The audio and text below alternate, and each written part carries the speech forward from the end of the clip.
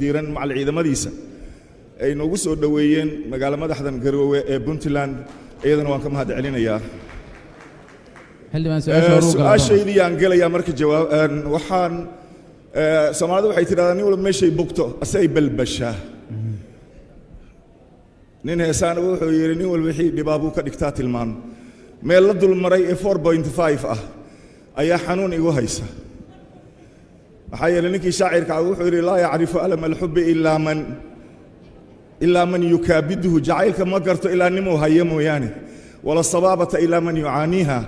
oohintana xanuunkeeda ma dareemo ilaa nimay ka da'aysa mooyaane.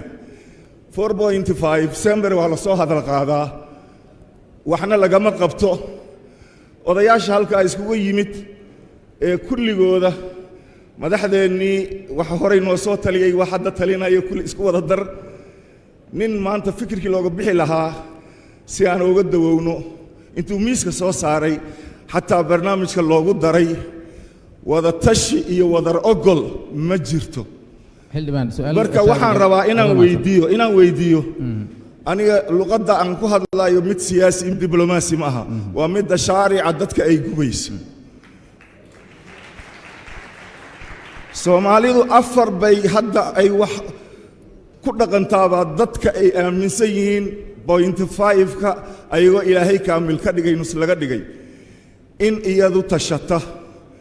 in lala tashto in laga tashaday iyo in loo tashtay inay Soomaalidu ka qooban tahay. marka dadka loo tashaday ee aan wada tashigii wax ku lahayn wadar ogolkii aan ogolaansho laga haynin haddii ay isku haystaan dadkii qadadii quraacdii cashadii iskugu toostay inta saddex qadka ah yaa u maqan yaa lagala tashanayaa si dastuurka loo raaco xuquuqda waa loo siman yahay muwaadiniinta dalka la yirin ma muuqatee cadaalad loo siman yahay hala arko. waa mahadsantahay Abdullahi wasiirka maaliyadda Puntland kadibna mahad salaad kadibna Faarax Shire saddexdaasaan qaadanaynaa because inta comments ay u badnaayeen su'aalaha haddaa haysaan fadlan su'aalahana weydiiya. hal su'aal. bismillaahi raxmaani raxiim su'aashayda koowaad waxaan rabaa inay ka jawaabaan haddii rabbi madaxweynihii hore xasan sheekh gudoomiyaha baarlamaanka iyo ra'iisul wasaare ku-xigeenka mahad. su'aashaasi waxay odhanaysaa mudanayaan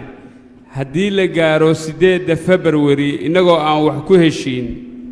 maxay noqonaysaa talada dalku. aad iyo aad baa u mahadsantihiin su'aashaas. su'aashay ugu xigtaa waxa weeye su'aal labaad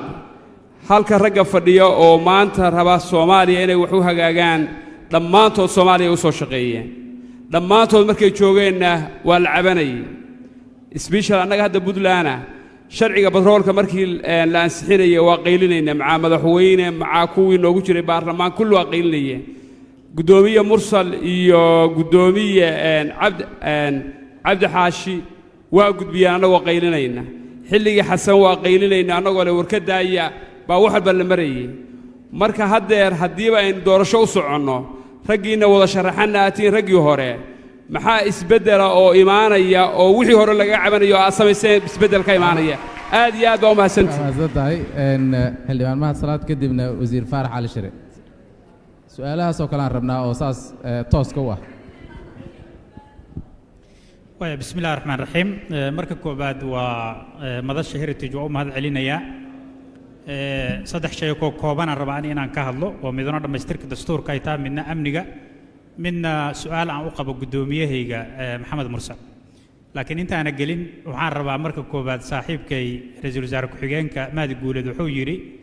arrintii wareegga koobaadan